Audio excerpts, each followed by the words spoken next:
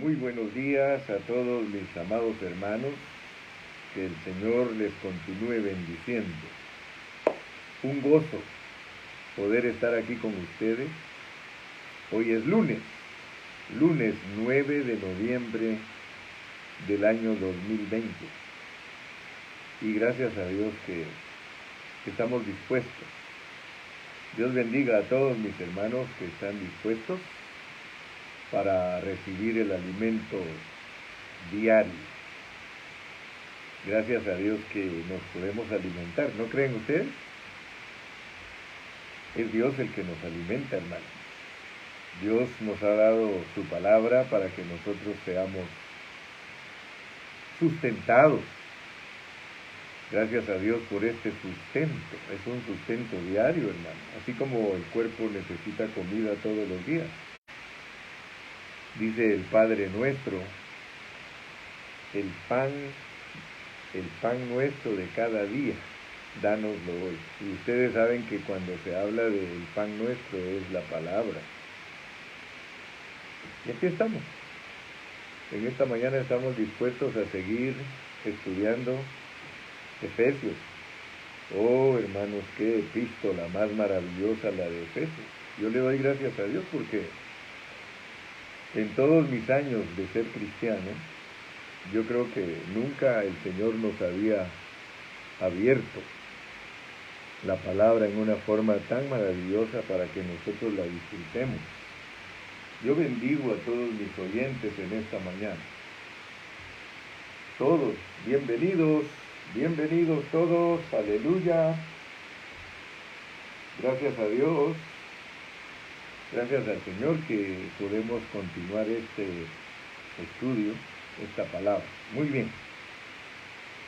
Vamos a orar. Padre Celestial, te damos gracias en esta mañana por la oportunidad y la nueva misericordia que nos concedes.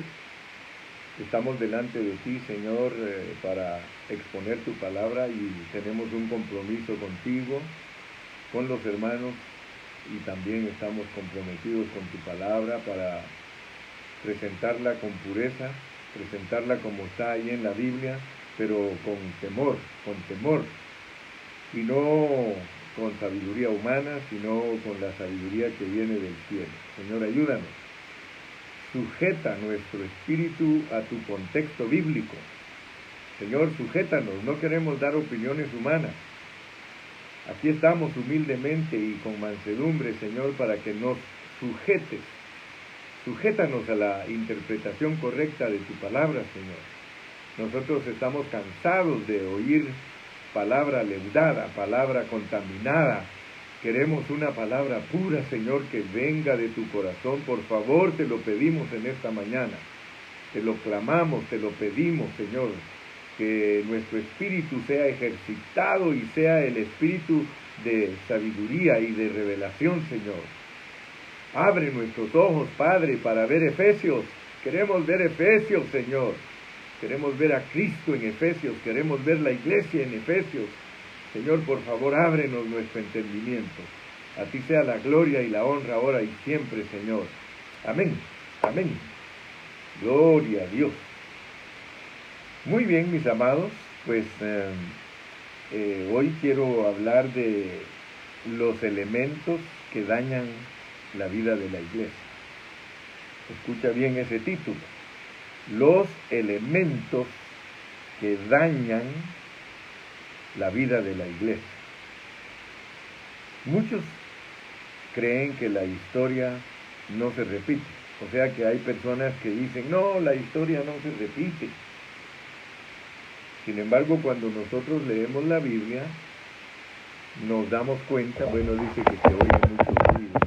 No sé si me pueden explicar mejor ahorita, voy a ver si a veces mi conexión no está muy buena. Ahí me dicen si no. Díganme mejor, por favor. Díganme si se oye mejor, por favor, porque quiero que les llegue con toda claridad la palabra. Solo díganme, hermano Carrillo, si se oye bien. Aló, aló. ¿Se oye bien? Dígame si mi hermanito se oye bien, así puedo continuar. Oh, gloria a Dios. Dígame si se oye bien, dígame sí, hermano.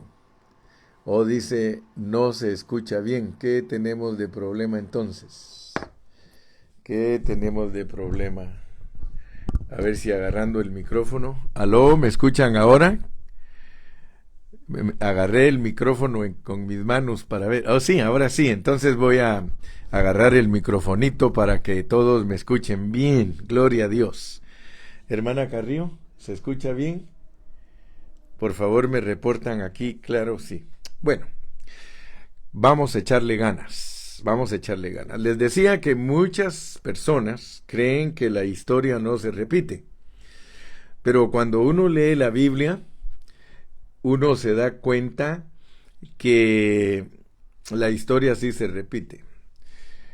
Se recuerdan que hemos hablado en muchos estudios bíblicos de que la palabra historia en inglés es history, ¿verdad? Y si usted ve lo que significa en inglés es his, que es su de él, story.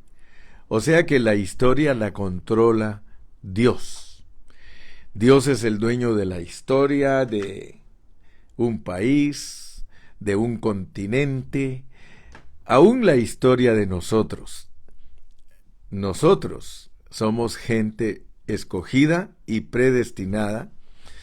Por tanto, nosotros somos gente que Dios controla su historia. Pero mi punto importante es que tú sepas que Dios controla toda la historia de la humanidad y toda la historia bíblica. Y cuando tú estudias la historia en la Biblia, tú te das cuenta que soberanamente Dios ha puesto a su iglesia al lado de un personaje. Fíjate pues, porque quiero que analicemos bien esto que voy a hablar hoy. La historia nos enseña cosas acerca de la iglesia, pero nosotros tenemos que tenerlas bien claras. No es fácil para nosotros entender por qué si la iglesia es de Dios, si Dios es el dueño de la iglesia, ¿por qué nosotros los cristianos no pensamos igual? ¿Por qué cuando leemos la Biblia unos vemos unas cosas y otros ven otras cosas? Yo no sé si tú te has preguntado, Señor, ¿qué es lo que está pasando? ¿Por qué el hermano Carrillo predica de esta manera y por qué otro pastor predica de otra manera y por qué este siervo dice esto y por qué este otro siervo dice esta otra cosa? Entonces, yo quiero que tú veas que cuando lees en parábola la historia de la iglesia, porque la iglesia tiene una historia que en la Biblia está en parábola, y esa parábola está en Apocalipsis. Apocalipsis capítulo 2 y 3 nos presenta toda la historia de la iglesia.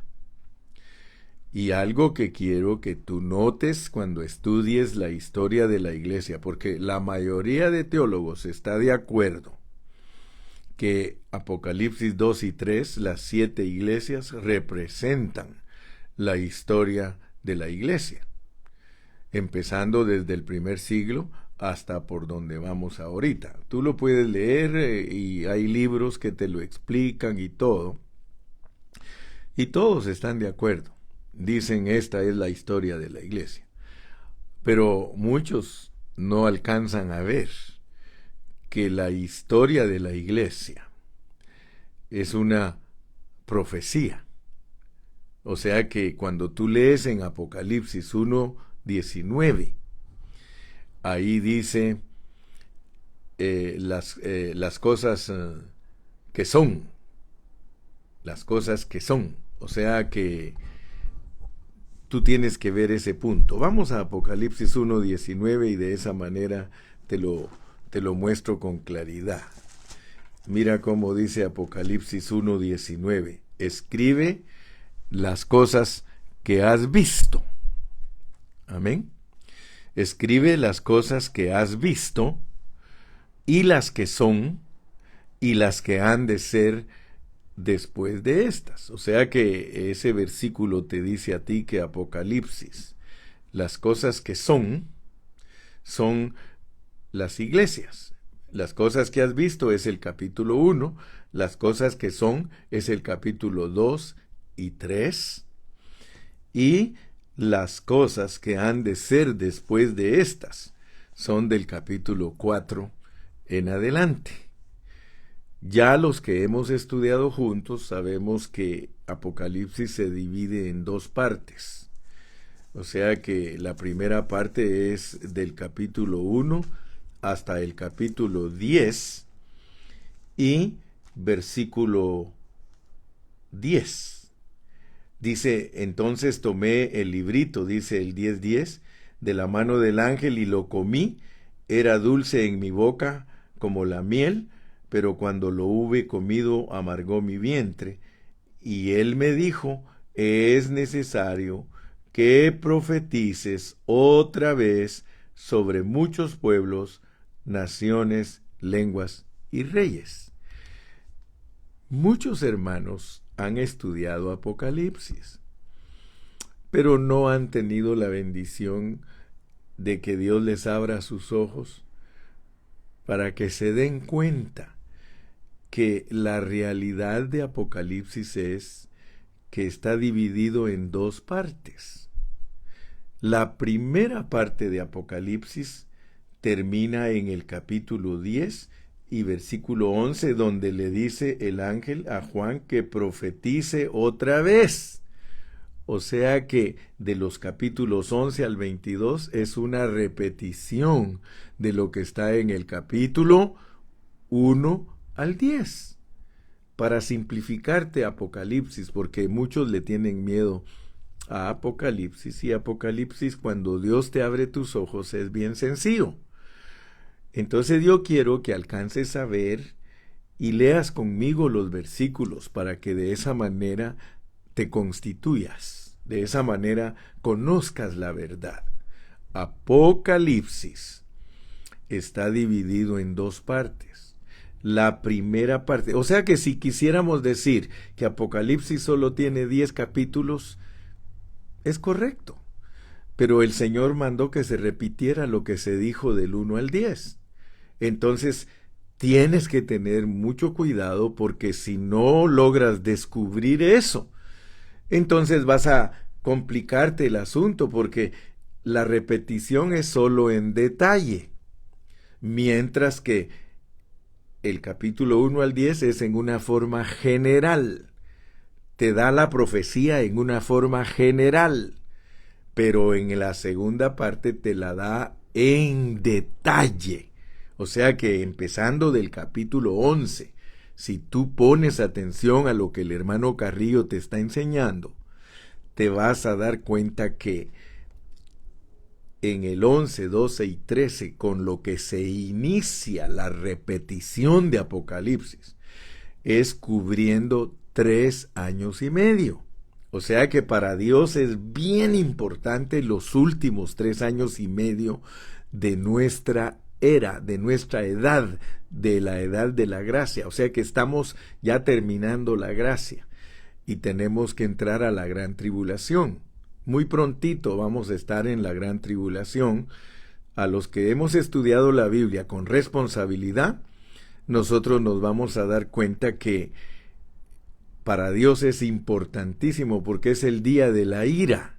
Es cuando Dios va a derramar su ira sobre todos los moradores de la tierra de ese tiempo. Pero dice que a la iglesia la va a guardar. Guardar no es que no va a pasar por ella. Guardar ya sabes que es que Él te guardará. El hecho de que diga que Él te guardará, porque ahí en Apocalipsis 3:10 dice que el Señor va a guardar a su iglesia de la prueba que viene al mundo entero. Entonces, te estoy hablando de estas cosas porque si no, no vamos a entender cómo es que Dios ha determinado soberanamente que sea su iglesia. Yo te dije que hoy vamos a hablar de los elementos que dañan la vida de la iglesia, pero si no te explico estas cosas, tú no vas a saber por qué todos hablamos distinto, por qué al leer la Biblia no pensamos igual, porque en la historia que está allí en los capítulos 2 y 3 de Apocalipsis, está profetizada la degradación de la iglesia. Dios quiere que tú sepas cómo se iba a desarrollar la iglesia en toda la historia. Pero si no entiendes esto que estoy diciendo, se te va a hacer mucho más difícil alcanzar a ver los elementos que dañan la vida de la iglesia. Porque, proféticamente hablando, y yo te invito, lee una y otra vez Apocalipsis 2 y 3, y te vas a dar cuenta que eso está identificado de acuerdo a Apocalipsis 1:19 a las cosas que son. O sea que así iban a ser, están escritas antes de que sucedieran. Así como Dios te revela en el capítulo 1 de Génesis que el hombre iba a caer, porque te lo presenta como parábola, cuando te habla de los días de la creación, antes de que Dios te muestre que Él creó al hombre y que iba a caer, te lo muestra caído en parábola. Desde en el principio creó Dios los cielos y la tierra estaba desordenada y vacía. Te está hablando del hombre. Pero muchos no alcanzan a ver eso, que Dios, antes de que las cosas sucedan, Él te las dice. Creemos algunas, pero no creemos todo. Así como Dios te muestra que el hombre, después de ser creado, iba a ser corrupto y después iba a ser restaurado, lo mismo te enseña de la iglesia. En los capítulos 2 y 3 de Apocalipsis, el Señor te muestra que Él inicia su iglesia con gloria, pero inmediatamente que la inicia en el primer siglo, ya Éfeso perdió su primer amor. Entonces quiero pues que veas que hay una profecía de cómo iba a ser la iglesia. Y esto le cuesta a muchos hermanos entenderlo, porque imagínate que van a decir, bueno, ¿cómo es posible que Dios de una vez nos diga que su iglesia iba a ser corrupta? Pues aunque no lo creas o no lo alcances a ver, esa es una realidad de la soberanía de Dios. Bueno, Efesios nos muestra a la iglesia. Su enfoque es la iglesia. Pero yo quiero que veas que también el enfoque de Efesios es los ataques del diablo. O sea que está bien, hermano, que estudiemos Efesios y que nos demos cuenta que lo importante es la iglesia, porque te he insistido y te he dicho cientos de veces que Efesios presenta 7 aspectos de la iglesia en una forma corporativa, pero yo te mentiría si te dijera que solo la iglesia está enfocada en Efesios. Te tengo que decir la verdad. La verdad es que Efesios enfoca también todos los ataques del diablo para la iglesia. ¿Ok? Entonces, por favor, yo quiero que entiendas que en la Biblia no hay engaño. En la Biblia Dios nos dice la verdad. Si tú estudias los evangelios, vas a estudiar los evangelios, pero en una manera responsable, honesta, tú te vas a dar cuenta que el Señor Jesucristo desarrolló una vida preciosa aquí en la tierra, pero nunca lo dejó en paz el diablo. O sea que el diablo, desde el principio, quiso matar a Cristo. Y peleó toda la vida, todos los 33 años y medio que nuestro Dios vivió aquí en la tierra como hombre. él siempre fue atacado por el enemigo. Ahora, así es el plan. Yo quiero por eso mostrarte para que tengas una claridad de lo que estoy predicando y que me entiendas, pues, porque de nada sirve que me escuches si no me entiendes, aunque puede ser que con el tiempo me entiendas. Quiero mostrarte entonces que la iglesia no solo es el enfoque de Efesios, sino que también el diablo. Y a través de toda la historia nosotros podemos ver todos los ataques de Satanás contra la iglesia. Si tú te recuerdas cuando el Señor Jesucristo le preguntó a Pedro, Pedro, ¿quién dicen los hombres que es el Hijo del Hombre? Y eso está en Mateo 16. Cuando el Señor Jesucristo le preguntó a Pedro que quién decían los hombres que era el Hijo del Hombre, fíjate cómo le preguntó, ¿quién dicen los hombres que es el Hijo del Hombre? Porque tú ya sabes que Dios se hizo hombre, por eso Cristo es Hijo del Hombre. Y él usó esa posición para preguntarle a Pedro, que quién decían los hombres que era el Hijo del Hombre. Y Pedro le dijo, unos dicen que eres Juan el Bautista, otros dicen que eres Jeremías, unos dicen que eres Elías, o que eres alguno de los profetas. Sí, Pedro, pero tú, ¿quién crees que es el Hijo del Hombre? Y Pedro contestó por inspiración divina, algo recibido totalmente del cielo, directamente a su espíritu, dijo, tú eres el Cristo, el Hijo del Dios viviente. Y el Señor Jesucristo le contestó, muy bien, Pedro, no te lo declaró carne ni sangre, sino mi Padre que está en el cielo, pero también quiero decirte algo. Tú dijiste el fundamento, tú dijiste una roca, esa declaración que tú dijiste es una roca sobre la cual voy a edificar mi iglesia. Fíjate pues, ahí tenemos a Dios en Cristo, ahí tenemos el fundamento y tenemos las piedras. Pedro, tú eres piedra, o sea que tú vas a ser edificado sobre la verdad que tú estás diciendo.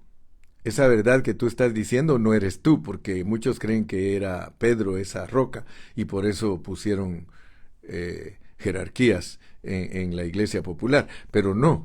Él lo que le estaba diciendo es que la verdad que él declaró es una roca y que sobre esa roca, que es el fundamento para la iglesia, iba a ser edificado Pedro como piedra sobre ella, pero miren lo que dijo enseguida. Dijo, y las puertas del Hades no prevalecerán contra mi iglesia. Ok, entonces notemos pues que la iglesia, a la par de ella, todo el tiempo va a estar Satanás. Entonces, estoy hablando de esto para poner bases fundamentales de lo que voy a decir hoy.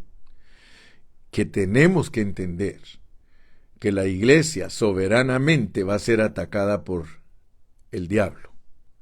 No me preguntes por qué lo hizo Dios así, porque nosotros quisiéramos que la iglesia no fuera atacada por el diablo.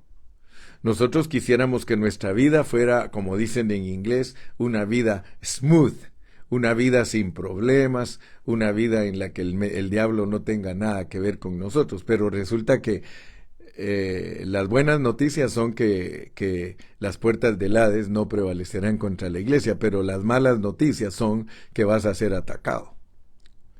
Así que el Evangelio es buenas nuevas y también trae tus noticias malas.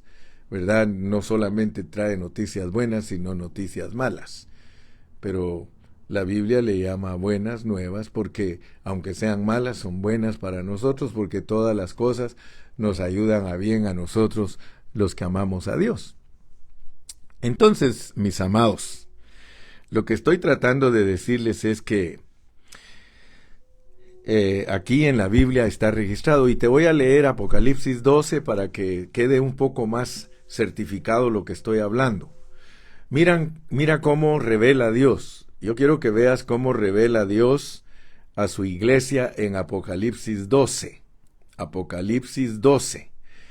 Dice en el versículo 1, apareció en el cielo una gran señal, una mujer vestida del sol con la luna debajo de sus pies y sobre su cabeza una corona de 12 estrellas.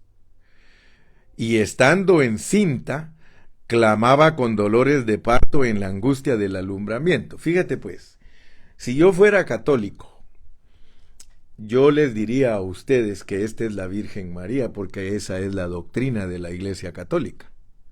Para la Iglesia Católica, esta es la Virgen María dando a luz a Cristo. Pero si no usamos el contexto correctamente, entonces nosotros podemos engañar a la gente. La Iglesia Católica puede engañar a sus feligreses debido a que ellos no estudian la Biblia. Comenzando que la Iglesia Católica no interpreta la Biblia bajo contexto. Ellos interpretan la Biblia de acuerdo a sus escritos adicionales y sus normas de iglesia. O sea que ellos no pueden interpretar jamás la Biblia en una forma correcta, porque ellos se degradaron, pues se torcieron. Si nosotros no nos queremos torcer, nosotros usamos el contexto y entonces podemos definir de quién nos está hablando aquí Dios. Dice que apareció en el cielo una gran señal. Es una señal, es una parábola. Una mujer vestida del sol. En toda la Biblia una mujer representa gente. Estoy interpretando correctamente. Estoy interpretando hermenéuticamente, no a mi antojo. No a mi antojo, sino a la luz del contexto bíblico hermenéuticamente. Porque hay una ciencia para interpretar la Biblia que se llama hermenéutica, y el que la ignora, en vez de dar la verdad, va a presentar su opinión. Entonces nota, apareció en el cielo una gran señal, una mujer vestida del sol. Yo te pregunto, ¿tú sabes quién es el sol en la Biblia? Te lo dice Malaquías, dice que es Cristo, es el sol de justicia. Entonces esta mujer, que es gente, tiene a Cristo, es gente que tiene a Cristo, pero te están hablando en parábola. No me vengas a mí con cuentos de decirme que es la Iglesia Católica, porque entonces yo te voy a demostrar que estás bien perdido en tus conceptos. Es una mujer que está vestida de Cristo, vestida del sol. ¿Acaso Pablo no dice que nos vistamos de Cristo? ¿Verdad que sí? Ok. Con la luna debajo de sus pies. ¿Quién es la luna en la Biblia?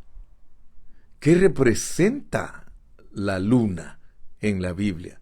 Tú te vas a dar cuenta que representa la ley, la revelación de Dios por medio de la ley. Representa al pueblo de Israel, es la mamá de Israel. ¿Te recuerdas de los sueños de José? ¿Te recuerdas que José dice que él vio a 12 estrellas que estaban alrededor del sol y la luna? ¿Te recuerdas, verdad? Y esos son los patriarcas. Las estrellas son los patriarcas con las que se formó el pueblo de Israel. Y el pueblo de Israel está representado por la luna, con la ley. Dicho en otras palabras, aplicando correctamente, solo estoy interpretándote bajo contexto y hermenéutica. Gloria a Dios. Mira pues, apareció en el cielo una gran señal.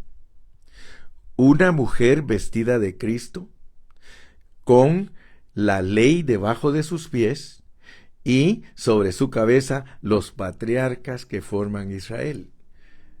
Ok, entonces aquí tienes tú a todas las personas, porque es gente, no es la Virgen.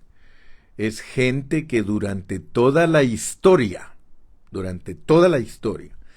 recibió revelación de Dios, porque los astros en la Biblia representan la revelación divina. Tanto es así que dice que nosotros los cristianos somos como la luz de la aurora, que va en aumento hasta que el día es perfecto. O sea que Dios nos compara a nosotros con los astros, obteniendo su revelación divina. Amén. Por ejemplo, la luna no tiene luz propia. Por lo tanto, puedes usarla correctamente para hablar de Israel, porque Israel tuvo la ley, y la ley no era la vida de Cristo fluyendo a través de ellos, porque la ley era algo exterior para ellos. Ellos no tenían dentro de ellos, pero cuando te hablan bañado de sol, estás vestido de Cristo. Muy bien. Y estando encinta, ok, allí la Iglesia Católica dice que la Virgen María estaba encinta y que clamaba con dolores de parto en la angustia del alumbramiento. Hasta allí te van a decir que es la Virgen, pero si tú te das cuenta, ahorita que yo te interpreté, definitivamente no se refiere a la Virgen, sino que se refiere a todos los remanentes de Dios de toda la historia, y los pone Hebreos 11, desde Abel hasta el último que va a entrar a la gracia para heredar el reino. Muy bien. Pero esto que sigue no lo enseña la Iglesia Católica. Mira pues, dice en el versículo 3, también apareció otra señal en el cielo. Hay otra parábola que tienes que interpretarla. Pero ya en esta patinan, porque como no quieren interpretar hermenéuticamente, usando el contexto, tienen que interpretar a su antojo y se van a brincar estos versículos, porque no te enseñan que la otra señal es que hay un gran dragón. Tú sabes quién es el dragón de acuerdo a la Biblia, es Satanás, es la serpiente ya crecida. Dice que hay un gran dragón escarlata que tiene 7 cabezas, o sea que tiene plenitud de autoridad el diablo. Yo creo que más se parece a esto lo que estamos hablando de los que nos dicen que es la Virgen, se parece a ellos. Mira, también apareció otra señal en el cielo, he aquí un gran dragón escarlata que tenía 7 cabezas y 10 cuernos, y en sus cabezas 7 diademas. Dice Pablo que muchas veces hay muchos detalles que decir de todos estos pasajes, pero no hay tiempo para decirlos, porque mi carga es solamente mostrarte en esta mañana los elementos que dañan la vida de la iglesia. Pero lo que quiero dejarte bien claro es que parte del programa de Dios para que la iglesia se desarrolle son los ataques de Satanás. Satanás siempre va a estar al lado de lo que tiene el propósito de Dios. Donde hay propósito de Dios, ahí está el diablo. Y no te asustes que su cola arrastra la tercera parte de las estrellas y las arroja sobre la tierra, y el dragón se paró frente a la mujer que estaba para dar a luz, a fin de devorar a su hijo tan pronto como naciese. Fíjate pues, como estos pasajes se parecen a lo que el hombre quiere decir, solamente que el contexto te va a botar todo eso. Porque resulta que aquí vamos a decir, ok, es la Virgen, para alegrarlos un poquito. Dice que ella dio a luz un hijo varón. Ok, dio a luz a Cristo. Que regirá con vara de hierro a todas las naciones. Ok, es Cristo, porque Cristo va a reinar sobre todas las naciones y las va a regir con vara de hierro. Pero ahora viene pues, y su hijo fue arrebatado para Dios y para su trono. Nosotros sabemos que cuando él fue dado a luz, él no fue arrebatado a su trono, él vivió aquí en la tierra. Él nos aparece en la Biblia nos aparece en el pesebre, nos aparece de 12 años, nos aparece de 30 años y luego nos aparece muriendo en la cruz a los 33 años y medio. Así que ya de aquí en adelante se complica decir que es la Virgen. Mira pues, porque cuando nació Cristo no fue arrebatado al trono. No, él se quedó viviendo aquí en la tierra. Tenía que ir a morir a la cruz, tenía que resucitar, tenía que soplarse dentro de los discípulos, tenía que derramarse sobre los discípulos, y la mujer huyó al desierto. La mujer huyó al desierto. Aquí ya empezamos a perder, les dije, la interpretación de la Iglesia Católica, porque la Virgen María no huyó al desierto. Dice, huyó donde tiene lugar preparado por Dios para que ahí la sustenten por 1260 días. La Virgen no tuvo esta experiencia. La Virgen no fue sustentada por 1260 días. Es una parábola que sirve para explicar soberanamente cómo la Iglesia camina al lado de los ataques de Satanás, pero que va a llegar un momento en que ella va a dar a luz al hijo varón, y aquí mismo te dice quién es el hijo varón en el 12:11, para tu información y que no te vayan a engañar. Aquí te dice quién es el hijo varón. Mira, 12:11, se llama ellos. ¿Por qué? Porque lo de Dios es corporativo. Esa mujer es millones de gente y miles de gente, y ellos le han vencido por medio de la sangre del Cordero. Eso es el hijo varón, mira. Y ellos le han vencido por medio de la sangre del Cordero, son cristianos, y de la palabra del testimonio de ellos, y menospreciaron sus vidas hasta la muerte. Así que la mujer de Apocalipsis 12 sirve para entender a todos los cristianos de la historia que murieron dando su vida por Cristo. Ellos menospreciaron sus vidas hasta la muerte. Cuando tú lees que ella dio a luz un hijo varón que regirá con vara de hierro, se refiere a la resurrección de los muertos que dieron su vida por Cristo. A eso le llama la Biblia el hijo varón, no te confundas. Y esos son los muertos en Cristo, resucitarán primero. Pero mi punto no es profecía lo que voy a enseñar hoy, pero gracias a Dios que podemos entender Apocalipsis y lo podemos explicar en todos sus capítulos.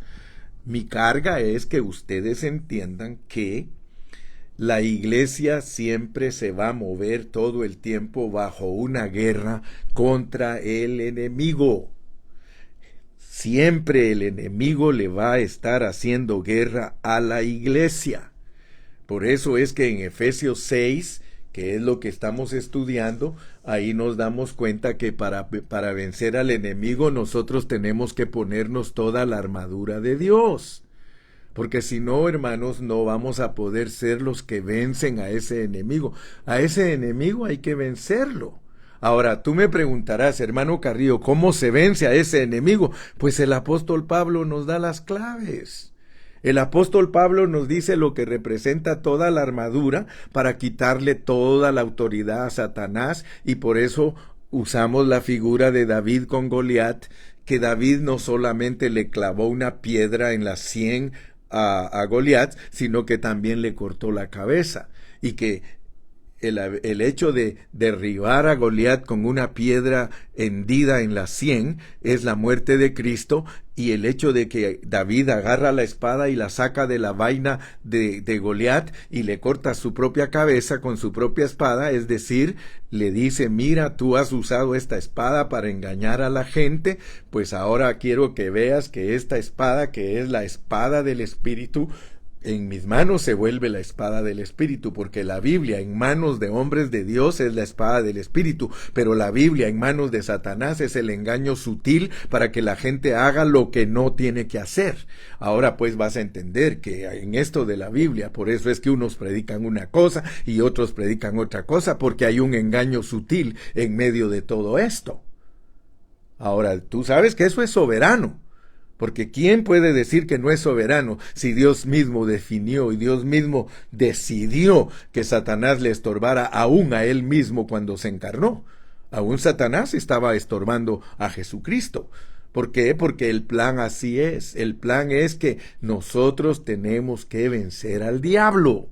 Nosotros tenemos que vencerlo, pero no es como muchos cristianos creen, hermano. El diablo se vence de la manera que lo venció Cristo. ¿Tú crees que Cristo se ponía a gritarle al diablo, fuera Satanás, mira Satanás? No, si cuando venía Satanás le decía a sus discípulos, vámonos porque ahí viene el príncipe de este mundo y nosotros no tenemos nada de negocios con él. Lo mejor es ignorarlo. Fíjate. Entonces yo quiero, mi amado hermano, que por favor me pongas atención, hazme el favor, te ruego que escuches con mansedumbre y humildad este mensaje, para que Dios te pueda bendecir, para que tú verdaderamente puedas participar del propósito divino. Mira, ya sabes que yo en los últimos 10 minutos te digo lo que te quiero decir, pero sin antes, no puedo decirte todo sin antes poner las bases, que son fundamentales, para que tú puedas entender mi hablar. Me recuerdo que Cayetano un día le dijo a unos hermanos, hermanos, si tú quieres verdaderamente entender al hermano Gilberto, tienes que oír los 60 minutos que él predica, porque regularmente él usa 50 para poner todas las bases y en 10 minutos te dice lo que quiere decir la base. Entonces, mi amado hermano, ¿quieres tú entender lo que está pasando en la vida espiritual para que la iglesia sea establecida como una iglesia gloriosa? ¿Quieres tú saberlo? Muy bien. La Biblia revela que los hombres son árboles. ¿Sí o no? Sí. Si tú lees Jueces 9:7, allí te vas a dar cuenta de algo. Quiero que tú leas Jueces 9 y te vas a dar cuenta que del versículo 7 en adelante, los árboles se ponen a platicar. Y se habla de ver quién de los árboles puede ser rey. Y ahí está el olivo, está la higuera y está la vid. Y esos son tipos de Cristo. Tú sabes que esos son tipos de Cristo, esos árboles son tipos de Cristo. Habla el olivo, habla la higuera y habla la vid. Y dicen, ¿cómo vamos a dejar el gozo de Dios por reinar? O sea que Cristo, yo quiero que veas tú ahí está Cristo. 3 veces está Cristo en esos 3 árboles representados. Y Cristo se niega a reinar políticamente. Pero hay uno ahí que se llama zarza. Ese se llama zarza. Y que yo sepa, la zarza no es un arbusto. Decía nuestro hermano David Quesada la última vez que estuvimos considerando esos aspectos de Cristo. Hermano, la zarza aquí en Guatemala son chiribiscos. Los guatemaltecos saben lo que son chiribiscos.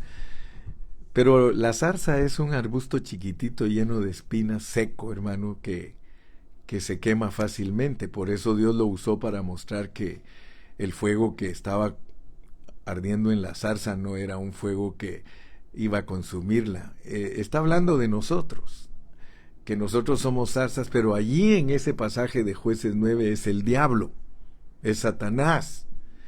Satanás dice, sí, ¿por qué no me ponen a mí de rey? Pónganme a mí de rey. De hecho, él es el rey de este siglo. Pero noten que él dice que se acojan bajo su sombra. Yo le pregunto, lea, busque si la zarza puede producir sombra. Engañoso, él les dice, cúbranse bajo mi sombra. Y si no se cubren bajo mi sombra, les dice, yo voy a devorar a todos los árboles con mi fuego. Voy a echar fuego y voy a devorar a todos los árboles. Noten pues que cómo es que todo lo verdadero siempre viene acompañado de lo negativo. Entonces, cuando yo estuve dando clases de Génesis hace unos cuantos meses, algunos hermanos no me entendieron.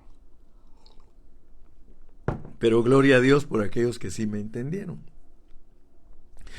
Yo les expliqué que los árboles que son hombres, están representados allí en el jardín del Edén. Escúchenme bien, los árboles, ahí estaban todos en el jardín del Edén. Los árboles representan hombres. Y si tú estudias cuidadosamente, te vas a dar cuenta que en ese jardín allí habían 3 clases de árboles. 3 clases de árboles. Ahí estaba el árbol de la vida, el árbol de la ciencia del bien y el mal, y una gran variedad de árboles. Inclusive le dijeron al hombre que podía comer de todos. Del único que no podía comer era del bien y el mal. Ok, entonces, si tú pones atención a esa parábola, porque es una parábola para transmitirte el conocimiento espiritual. Si tú pones atención, hay árbol de vida que representa a Cristo. Y por Efesios 2:10, tú sabes que todos nosotros fuimos creados en Cristo Jesús. La iglesia es una entidad divina. La iglesia es una estirpe especial, o sea que nosotros fuimos creados en Cristo Jesús. Léelo, Efesios 2:10. La iglesia es el Cristo corporativo, el árbol de la vida. Por lo tanto, gloria a Dios, porque nosotros podemos entender que nosotros somos hombres de vida. Tú no eres hombre bueno ni hombre malo, porque como los árboles son hombres, hay un árbol que tiene hombres buenos y hombres malos. Si tú agarras la visión, si captas la visión que Dios te quiere transmitir en esta mañana, la Biblia se te va a abrir. Yo soy un hermano que Dios usa para que a los hermanos se les abra la Biblia. Entonces nota pues, hay hombres buenos y hay hombres malos, y hay hombres de vida. Te dije que cuando lo expliqué algunos no le atinaron, pero gloria a Dios si tú le estás atinando. Hay hombres buenos, hay hombres malos y hay hombres de vida. Ahora entiéndeme pues, entiéndeme, porque resulta que hay 2 guerras. Hay 2 guerras que se están llevando a cabo. No es una sola guerra. Los hermanos que no conocen bien la Escritura, en esta forma que te la estoy exponiendo, hermano, ellos solo alcanzan a ver la guerra del bien y el mal. Pero nota pues que el bien y el mal pertenecen a un árbol. Ahora, ¿qué clase de hombres representa el árbol del bien y el mal? Representa a los hombres buenos y a los hombres malos. Ahora te la voy a poner un poco más directa, no te vayas a enojar conmigo, pero lo que está pasando ahorita aquí en Estados Unidos, si uno conoce la Escritura, uno puede alcanzarlo a ver. Pero si uno no conoce la Escritura o la conoce a su manera, uno no va a alcanzar a ver. Hay hombres que están con Biden y hay hombres que están con Trump. Yo respeto a todos mis hermanos, ya les dije que yo los respeto, pero yo no pertenezco al bien y al mal. Porque los hombres buenos son los que quieren que quede Trump, porque Trump es conservador, porque él tiene valores, porque él tiene cosas buenas, pues, que nos favorecen a nosotros los cristianos. Y no queremos otros que quede Biden porque es liberal y porque es corrupto y porque si son capaces de matar niñitos antes de nacer, son capaces de hacer un fraude y todo. Pero les vuelvo a repetir, les estoy hablando de la batalla entre el bien y el mal. Pero esa no es nuestra batalla. Si ustedes se dan cuenta, hay 2 guerras. Hay 2 guerras y por eso yo les hablo a mis hermanos que les gusta la guerra del bien y el mal. Los está distrayendo de la verdadera guerra que tenemos que pelear nosotros, porque nosotros tenemos la guerra contra el reino de Satanás, porque Satanás está en contra del reino de vida, contra el reino de Dios. Quiero que alcancen a ver, mis amados, por favor. Alcancen a ver, por favor, que son dos guerras, pero no te estés ocupando en la guerra que no te concierne. Nuestra lucha no es contra carne ni sangre, sino contra potestades. Hermano, allá hay una lucha, el bien y el mal, para ver quién se establece, pero eso es otra clase de vida, hombres buenos contra hombres malos contra hombres buenos, pero nosotros claramente nos dice el apóstol Pablo, vuestra lucha no es contra carne ni sangre, sino contra potestades de los aires. Nosotros tenemos que pelear nuestra batalla, hermano, pero no nos debemos de distraer. Ahora, ¿por qué te estoy hablando de que no nos debemos de distraer? Porque la iglesia está distraída y no ha entendido el mensaje de Efesios. En el mensaje de Efesios nosotros tenemos que entender que hay una manera correcta de que la iglesia debe de caminar. Hay una manera correcta que la economía divina se lleve a cabo. Hay una manera correcta de que la administración de Dios se lleve a cabo. Y esa es la que nos debe de ocupar. Hermano, lee Efesios y te vas a dar cuenta por qué lo escribió Pablo. Pablo escribió Efesios, hermano, porque desde Colosenses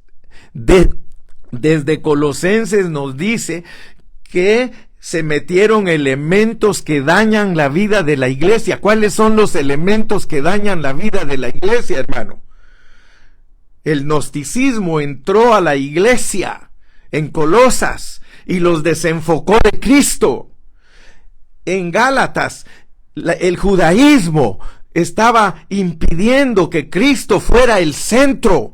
Hermanos amados, el problema que tenemos hoy en día es que debido a que estamos distraídos, no nos damos cuenta que Satanás introdujo elementos que le hacen daño a la iglesia. ¿Cuáles son los elementos que introdujo Satanás en la iglesia para hacerle daño?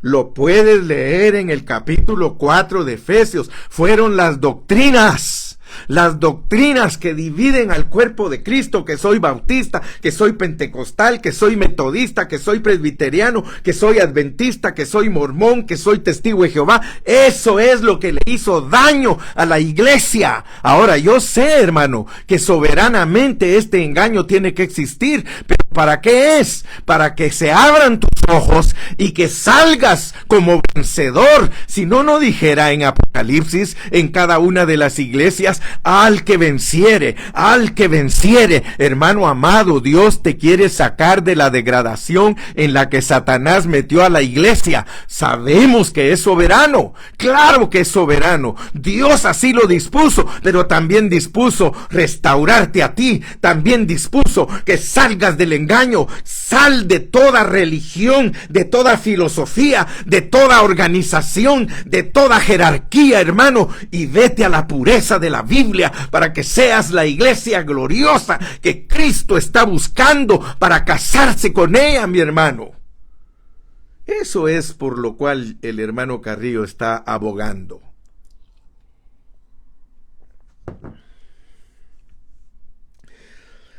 Hermano amado, te lo digo con toda seriedad. Hemos sustituido a Cristo. Cristo fue sustituido por todas las artimañas del diablo, porque es Satanás, hermano. Es Satanás. Acuérdate que la pelea nuestra son dos reinos, el reino de Dios contra el reino de Satanás. Yo espero que Dios te abra tus ojos, porque muchos de nosotros no solamente nos hemos distraído con la política, que ni siquiera nos pertenece, hermano, ni siquiera tenemos business con ella, nos ha distraído, pero estamos doblemente distraídos, porque aparte de estar distraídos, con la política del mundo que nos absorbe. Estamos distraídos con la política del diablo, porque el diablo tiene una política espiritual metida en la vida de la iglesia. Y ha engañado a miles y miles de siervos de Dios que están ocupados en lo que no es la realidad de la iglesia. Una iglesia sin mancha y sin arruga, una iglesia gloriosa, no una iglesia espiritual, porque muchos están buscando una iglesia espiritual, una iglesia que haga milagros, una iglesia, mire, hay hermanos que ellos por fuerza quieren que en cada culto haya ruido y que haya movimiento y que haya vocerío, porque creen que esa es la gloria de Dios. No, mi hermano, la iglesia es gloriosa cuando exhibe a Cristo. Cuando exhibe a Cristo. Si en una localidad todos en nosotros se puede ver Cristo, esa es una iglesia gloriosa. Gracias al Señor, hermano. Dios quiere capturar nuestro ser para obtener una iglesia gloriosa. Hablamos de que Cristo viene. Hablamos de que el Señor está cerca. Pero el Satanás nos tiene distraídos en otras cosas que no son la iglesia gloriosa. Ayer les prediqué acerca de que nosotros somos híbrido, somos un híbrido. Nosotros somos una mezcla de divinidad con humanidad, o ponlo como quieras, humanidad con divinidad. Pero Dios es el que produjo esa mezcla del espíritu de Él con el de nosotros, que es lo único que nos libra. Escucha bien, porque esa mezcla es la única que te libera de todo lo que sustituye. En Efesios nosotros podemos entender claramente lo que Cristo hizo en la cruz para crear de dos pueblos un nuevo hombre. Gracias al Señor, mi hermano. Gracias a Dios que te puedo bendecir. Pero no te olvides, el arma de Satanás es mantener a los hermanos, a los cristianos, en su mente natural, para que hagan cosas que pertenecen a la mente natural y que no los deje hacer las cosas que pertenecen al espíritu. Oh, bendito sea el nombre del Señor.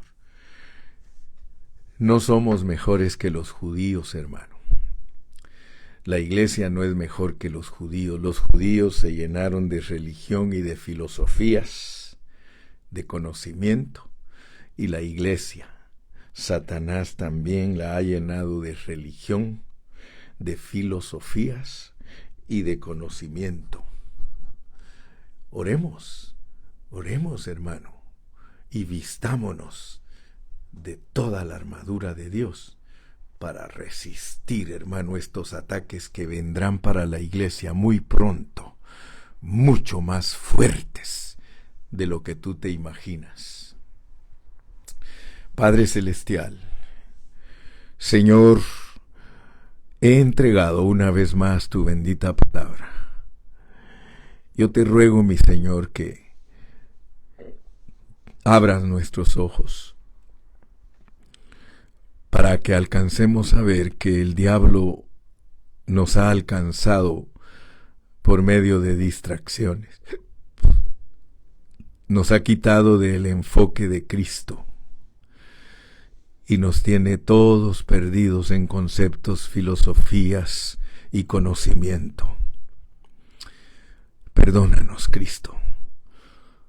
Perdónanos, Señor. Queremos volvernos a las sendas antiguas. Queremos volvernos a la realidad de la iglesia. Sabemos que tú soberanamente has puesto a un enemigo para que ataque, pero es con el propósito de que nuestros ojos sean abiertos y veamos la realidad de tu economía y que la practiquemos desde nuestro espíritu. Señor, gracias en esta mañana. Bendice a todos mis oyentes. En tu nombre precioso, gracias, Señor. Amén y amén. Y todos decimos... Puedes decir amén, hermano. Puedes decir gloria a Dios. Aleluya. Hasta mañana.